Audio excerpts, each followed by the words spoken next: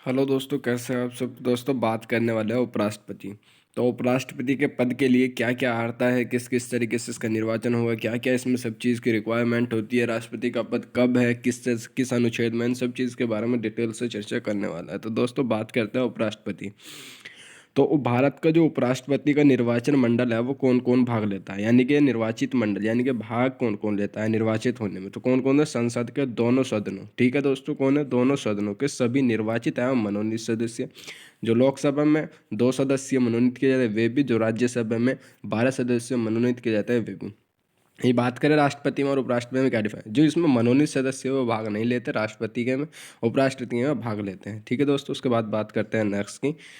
तो नेक्स्ट क्या है हमारे पास, भारत के उपराष्ट्रपति को पद से हटाने संबंधी प्रस्ताव संसद में किस सदन में लाया जाता है, केवल राज्यसभा में लाया जाता है, क्योंकि जो उपराष्ट्रपति होता है वो किसका पदेन सभापति होता है, तो किसको, राज्यसभा का। ठीक है दोस्तों, बात करते हैं नेक्स्ट की। तो नेक्स्ट क्या है, किसी सदन की अध्यक्षता ऐसे व्यक्ति द्वारा की जाती है जो सदन का सदस्य नहीं होता। तो कौन, उपराष्ट्रपति राज्यसभा का सभापति बनता है लेकिन वह उसका सदस्य नहीं होता, ठीक है दोस्तों। उसके बाद बात करते हैं नेक्स्ट की। तो नेक्स्ट क्या है, राष्ट्रपति की मृत्यु, त्यागपत्र अथवा हटाए जाने की स्थिति में राष्ट्रपति का पदभार कौन सबसे पहले ग्रहण करेगा। तो कौन करेगा, उपराष्ट्रपति। यदि राष्ट्रपति उपस्थित नहीं है तो कौन राष्ट्रपति का पद संभालेगा, तो कौन संभालता है दोस्तों, उपराष्ट्रपति, ठीक है दोस्तों। अगर उपराष्ट्रपति उस टाइम पे यानी कि राष्ट्रपति के पद पे रहने के बाद कोई कर यह काम कर देता है तो वह मान्य होते हैं, ठीक है दोस्तों। उसके बाद बात करते हैं नेक्स्ट की। तो नेक्स्ट क्या है, राष्ट्रपति या उपराष्ट्रपति किस के भी निर्वाचन में अथवा संसद के किस सदन के सदस्य की भाग नहीं लेता है, राज्य विधान परिषद के सदस्यों की, ठीक है दोस्तों। तो किस में भाग नहीं लेता, राज्य की विधान परिषद के सदस्यों की। उसके बाद बात करते हैं नेक्स्ट की। तो नेक्स्ट क्या है, भारत का राष्ट्रपति अपना त्यागपत्र किससे संबोधित करके देता है या करता है, तो किसे देता है, उपराष्ट्रपति को। किसको देता है दोस्तों, उपराष्ट्रपति को। अब बात करते हैं उपराष्ट्रपति से संबंधित अनुच्छेद, जो एग्जाम में एक क्वेश्चन लेकर बार बार पूछे जा रहे हैं। एनटीपीसी में इससे भी क्वेश्चन पूछा गया था।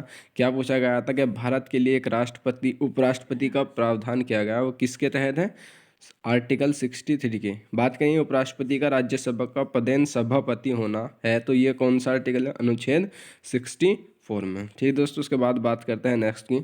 तो नेक्स्ट क्या है हमारे पास, उपराष्ट्रपति द्वारा राष्ट्रपति के पद में आकस्मिक रिक्तियों अथवा उसकी अनुपस्थिति में राष्ट्रपति के कर्तव्यों का निर्वहन करेगा, यानी कि राष्ट्रपति का पद अगर खाली है तो उपराष्ट्रपति राष्ट्रपति का कार्य करेगा। किस आर्टिकल में कहा गया है, 65 में।